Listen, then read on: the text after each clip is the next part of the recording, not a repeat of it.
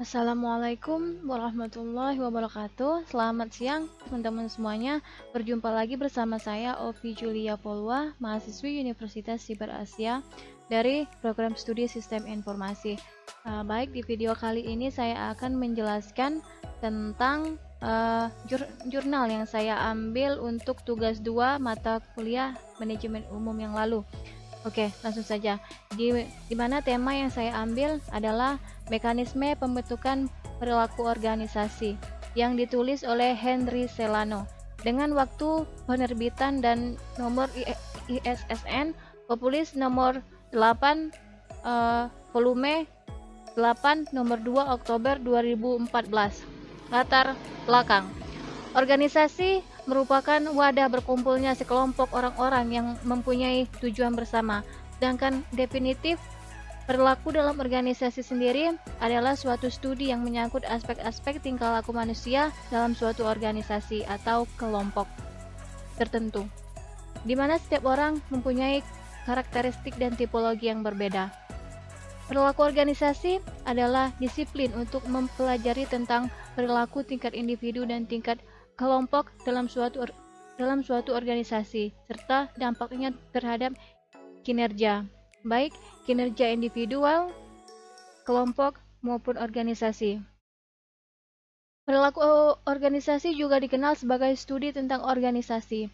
Studi ini adalah sebuah bidang telaah akademik khusus yang mempelajari tentang organisasi dengan memanfaatkan metode-metode dari ekonomi, sosiologi, ilmu politik, antropologi, dan psikologi. Dalam mencapai tujuan, setiap organisasi dipengaruhi oleh perilaku organisasi itu sendiri atau organizational behavior sebagai pencerminan dari perilaku dan sikap para pelaku yang berada dalam organisasi yang bersangkutan. Oleh karena itu, keberhasilan suatu organisasi dalam mencapai tujuan sangat bergantung pada perilaku dan sikap organisasi dengan mensinergikan berbagai sumber daya termasuk sumber daya manusia, sumber daya alam, ilmu, pengetahuan, dan teknologi. Dengan kata lain, keberhasilan mencapai tujuan tergantung kehandalan dan kemampuan orang-orang mengoperasikan unit-unit kerja yang terdapat dalam organisasi. Adapun tujuan penelitiannya adalah untuk mengetahui tentang perilaku tingkat individu dan tingkat kelompok dalam suatu organisasi serta dampaknya terhadap kinerja, baik kinerja individual, kelompok, maupun organisasi. Metode penelitian. Metode penelitian di sini menggunakan ORM atau metode penelitian online. Cara di mana peneliti dapat mengumpulkan data melalui internet. Hasil penelitian. 1. Perilaku individu. Pentingnya memahami perilaku individu dikarenakan setiap individu memiliki karakteristik yang berbeda-beda sehingga mempengaruhi pola dan sistem kerja organisasi. Fred Lutyens mengatakan, human behavior in organization is complex and often difficult to understand. Organizations have been described as clockworks in which human behavior is logical and rational, but they often seem like snake pits to those who work in them. Perilaku individu adalah segala hal yang dilakukan seseorang baik yang dipengaruhi secara langsung maupun tidak langsung yang dapat mempengaruhi keberadaannya dan lingkungannya. Hal ini berarti bahwa setiap tindakan yang dilakukan oleh seseorang jelas akan memberi dampak pada lingkungan sekitarnya. Di bawah ini ada beberapa faktor internal yang mempengaruhi perilaku individu dalam organisasi adalah sebagai berikut. Yang pertama ada motivasi. Motivasi adalah keinginan untuk melakukan sesuatu dan menentukan kemampuan bertindak untuk memuaskan kebutuhan individu. Motivasi memiliki hubungan dengan perilaku dapat terwujud dalam 6 variasi berikut, di mana sebuah perilaku dapat hanya dilandasi oleh sebuah motivasi atau beberapa motivasi atau dapat pula karena motivasi yang sama atau berbeda. serta dapat dilandasi oleh motivasi yang sama atau berbeda. Beberapa teori motivasi yang diadopsi pada faktor yang mempengaruhi perilaku dalam organisasi adalah teori hierarki kebutuhan, teori X dan Y, dan teori motivasi higienis. Teori hierarki kebutuhan Abraham Maslow menyebutkan bahwa dalam diri setiap manusia terdapat 5 tingkatan kebutuhan, yaitu yang pertama, kebutuhan fisik, yaitu di mana meliputi rasa lapar, haus, tempat bernaung, seks, dan kebutuhan fisik lainnya. Yang kedua, kebutuhan rasa aman, meliputi keamanan dan perlindungannya dari bahaya fisik dan emosi. Yang ketiga, kebutuhan sosial, meliputi kasih sayang, rasa memiliki, penerimaan, dan persahabatan. Yang keempat, kebutuhan penghargaan, yaitu meliputi faktor-faktor internal seperti harga diri, otonomi, dan persepsi, serta faktor-faktor eksternal seperti status, pengakuan, dan penghargaan. Yang kelima, kebutuhan aktualisasi diri, yaitu dorongan untuk menjadi apa yang mampu dia lakukan, meliputi pertumbuhan, pencapaian potensi diri, dan pemenuhan kebutuhan diri sendiri. Yang kedua yaitu persepsi. Persepsi merupakan suatu proses yang didahului oleh penginderaan, yaitu suatu stimulus yang diterima oleh individu melalui alat reseptor, yaitu indera. Indera merupakan penghubung alat antara individu dengan dunia luarnya. Persepsi merupakan stimulus yang diindera oleh individu, diorganisasikan, kemudian diinterpretasikan sehingga individu menyadari dan mengerti tentang apa yang diindrakan. Dengan kata lain, persepsi adalah proses yang menyangkut masuknya pesan atau informasi ke dalam otak manusia.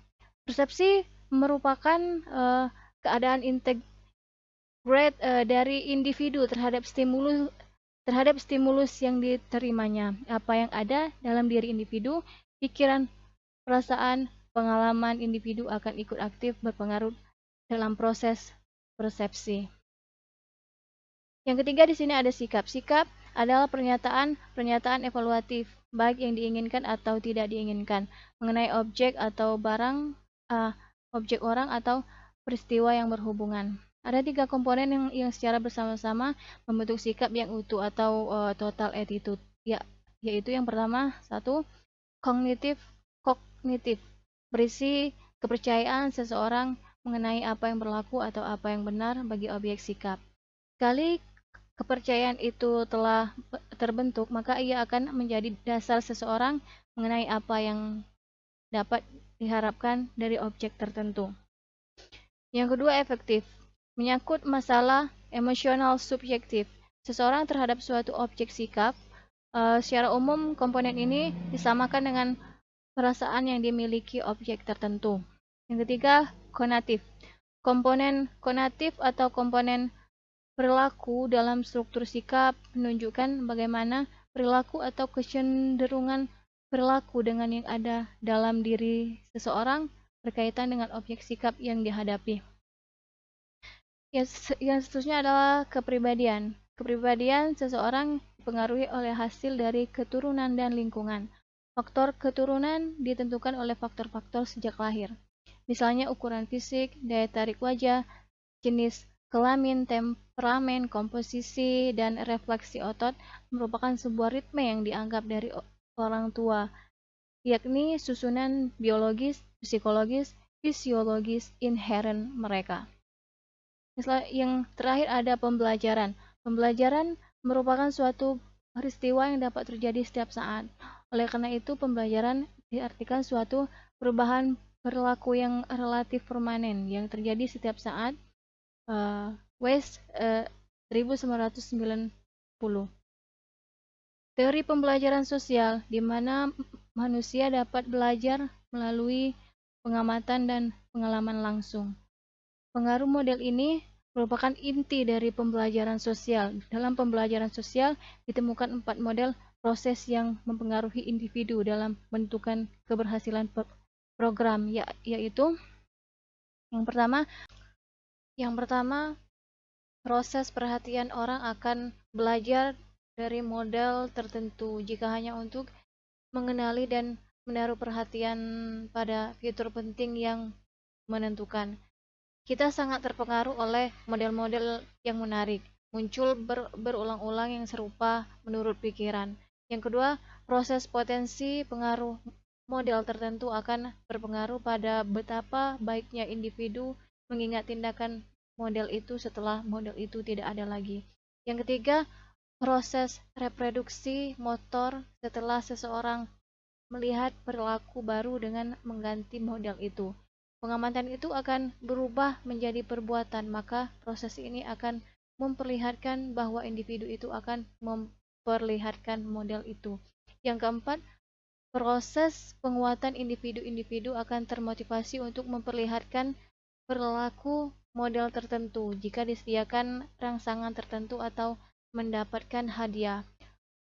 Perilaku yang dikuatkan oleh yang dikuatkan melalui mekanisme positif akan lebih banyak mendapatkan perhatian, dipelajari lebih baik dan lebih sering dilakukan.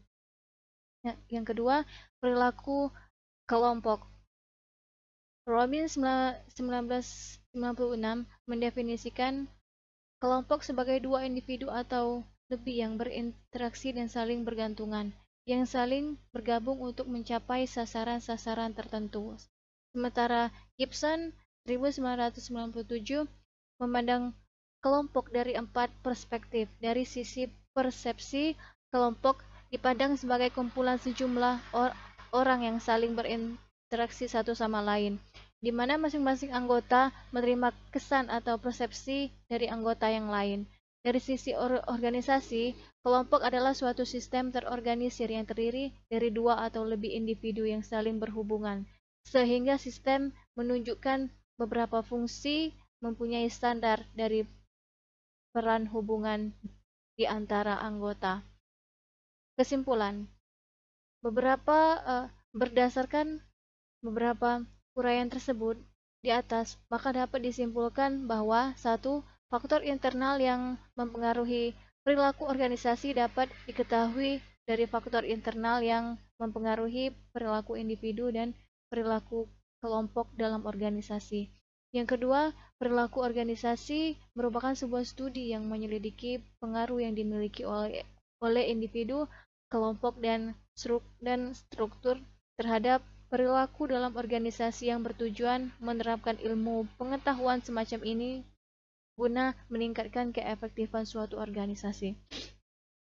Yang ketiga, pentingnya memahami perilaku individu, dikarenakan setiap individu memiliki karakteristik yang berbeda-beda sehingga mempengaruhi pola dan sistem kerja organisasi seperti motivasi, persepsi, sikap, kepribadian, dan pembelajaran. Oke, saya rasa cukup sekian. Semoga jurnal yang saya ambil bisa menjadi referensi dan semoga bisa bermanfaat bagi saya dan bagi teman-teman semuanya. Saya akhiri. Assalamualaikum warahmatullahi wabarakatuh. Salam sehat untuk semuanya.